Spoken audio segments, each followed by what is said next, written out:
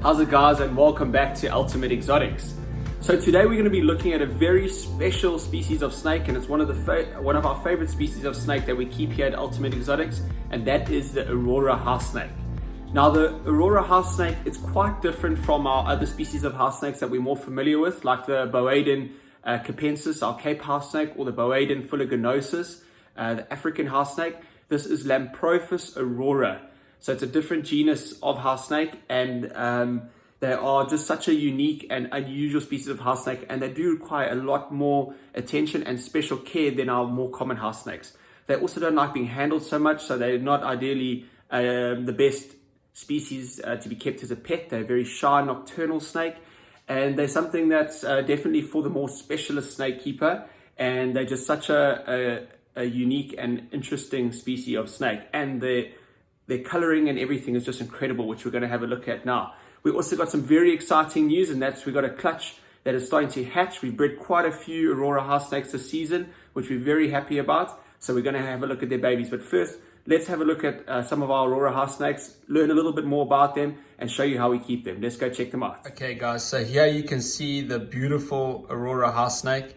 And straight off the bat, you can see the green is a really beautiful green with this yellow stripe along near their belly. It runs down their body, and they have this beautiful white belly. And then the most obvious and unique feature of the Aurora House Snake is that orange stripe that runs directly down the spine of these snakes from the head all the way through to the tip of the tail. So just such unique coloring and quite a unusual species, actually a very unusual species. But you can just see how beautiful they are. And to be honest, they don't actually tolerate handling so well. They're a shy nocturnal species, so they don't like being bothered too much. But they really bite. They're not big biters. They're more, they hiss and they flick their tail, and then they can also flick a bit of, excrement at you, like a foul-smelling paste, just to kind of deter you, because they see us kind of as a threat.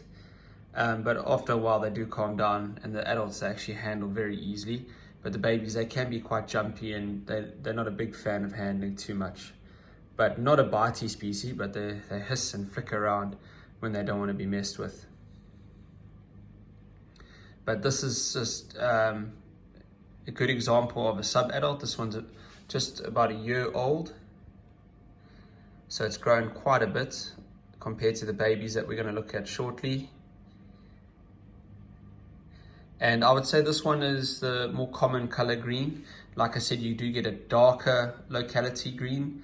The green is very, very dark. And then you get the Western Cape locality, which is a much lighter green, more of a yellowy green.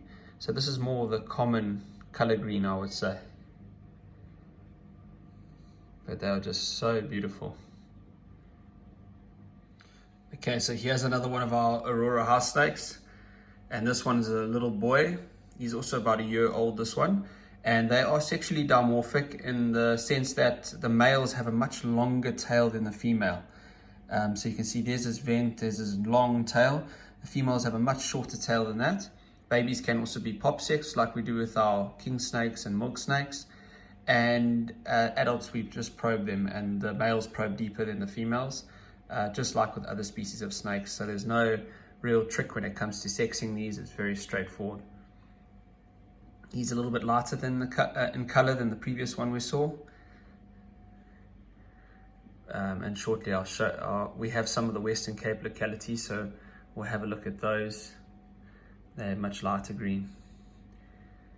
And in the beginning, we really struggled with breeding these and raising them, but over time we changed our techniques and improved, and now we seem to be having good success with these. We had a number of females give us good clutches this year. So all the animals we're working with are now captive bred lines, and we're very happy with them.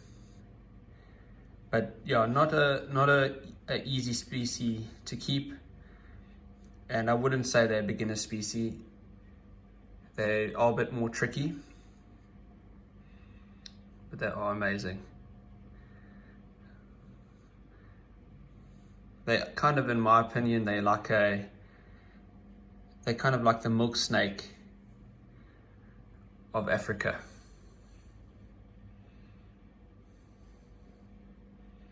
And he is just so cool. So as most of you know, the Aurora House Snake is found throughout our beautiful country of South Africa. They can be found from the Cape Peninsula through to the Western and Eastern Cape and into parts of the Northern Cape. They're also found in the Free State and much of KwaZulu-Natal, Mpumalanga, Limpopo, and Eastern Northwest. And it is a terrestrial snake, and it favors damp localities and grasslands, and also forested coastal areas. And in many cases, they're also found in close proximity to people. But it is a very shy nocturnal snake, so it isn't found very often. And a lot of their habitats are also getting damaged by developments. And so these snakes, they're very special snakes, and they need to be looked after. And it's important that we understand the captive breeding and care for these snakes.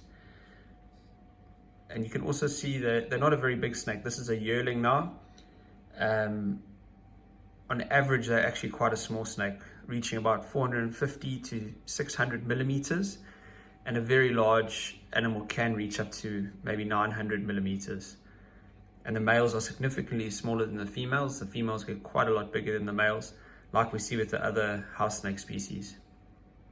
But you can see the shape of their head, and they're quite different to our Boaedon, the Boaedon genus. This is the Lamprophis Aurora. So you can see they are quite different, and so is their care. Okay, so just for a size comparison, this is one of our adult females. She is about 6 years old now. Now that might sound very old, but Aurora house snakes actually grow very slowly.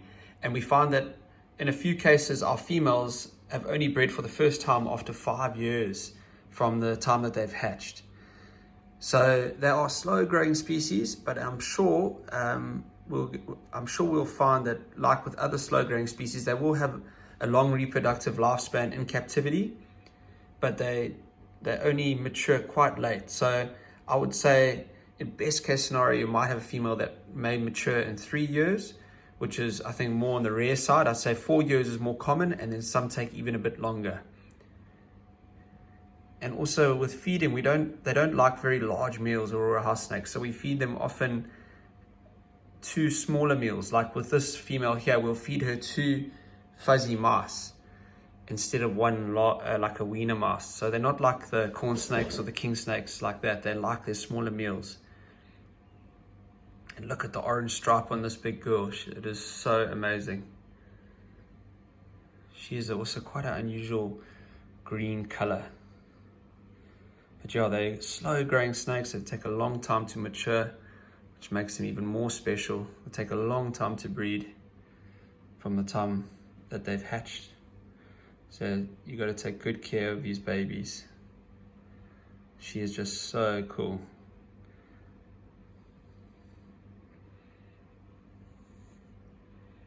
Really beautiful orange stripe on this girl.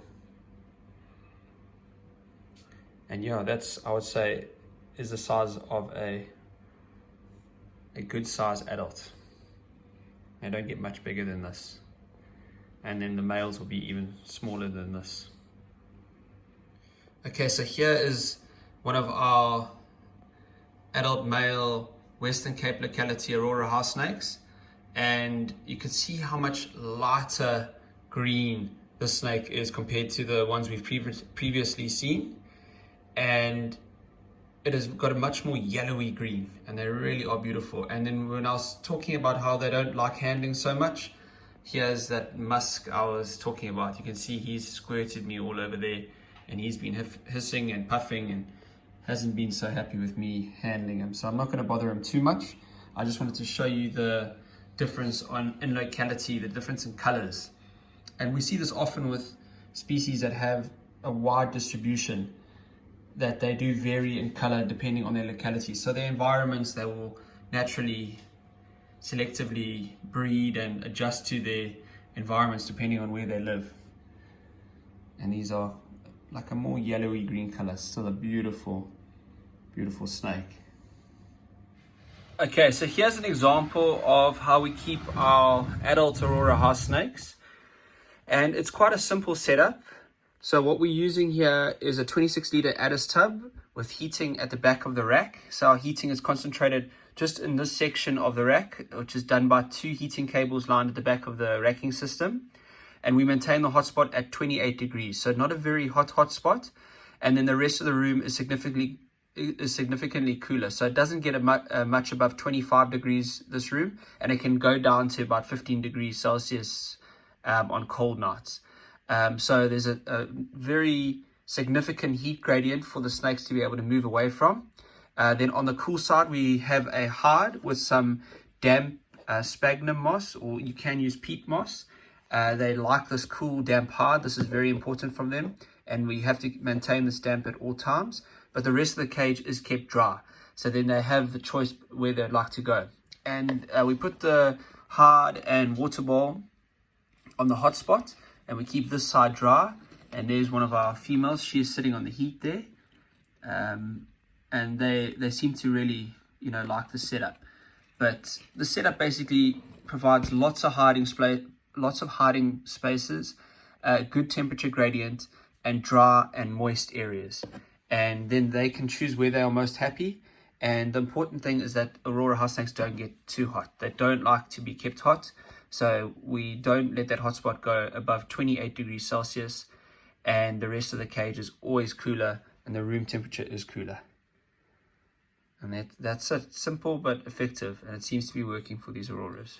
Okay, so here is our clutch of beautiful Aurora House Snakes hatching, and just look at how cool these babies are. And what you'll notice straight away is how dark they are compared to the adults. The adults are actually a light green with that orange stripe running down their back, and you'll see how much darker these babies are.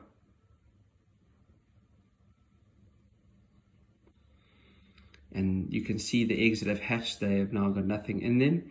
And then the babies that are still hatching, look at all the bubbles coming out their eggs. And this is the babies breathing oxygen for the first time. That's creating all those bubbles. Here's some babies that are out the eggs already. And they're really small hatchlings. And this is one of the reasons why they're quite difficult to get feeding onto pinkies, because of their size as babies. These eggs are incubated at about 28 degrees Celsius. We don't let it get warmer than that. They do like slightly cooler temperatures. But you can still see clearly that orange stripe.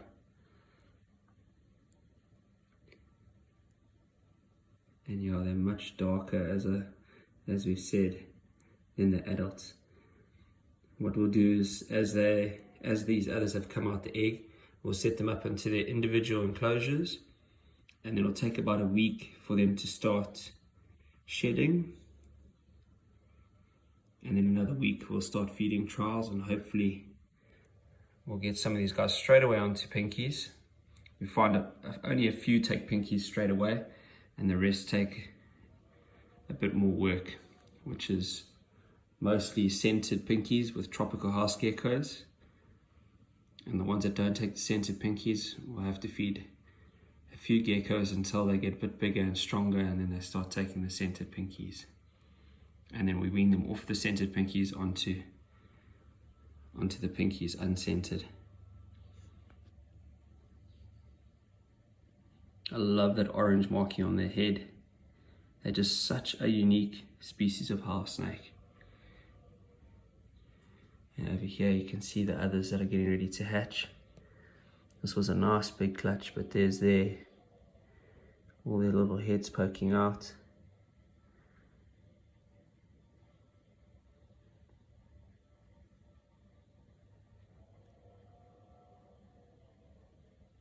See the bubbles as they start breathing.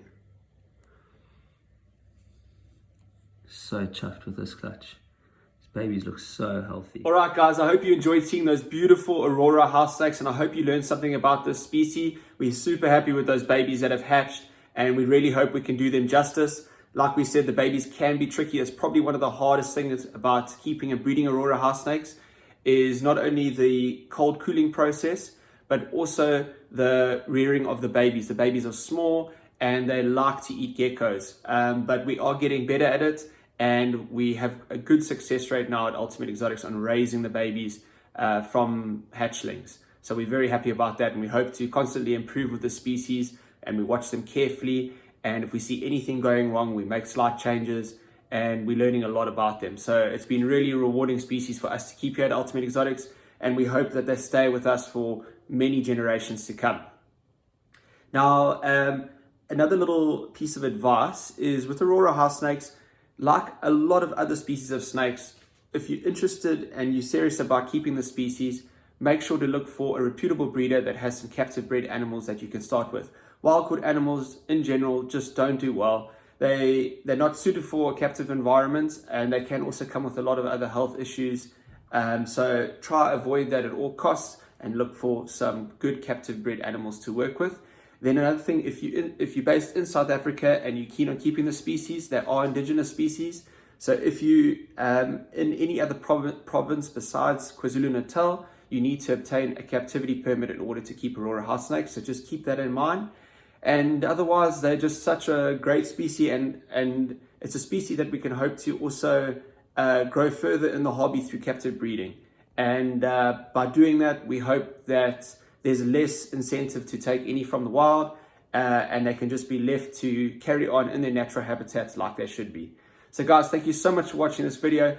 Please don't forget to hit that like button, leave a comment below, and most importantly, please don't forget to subscribe. We'll see you guys in the next video. Keep well. Cheers.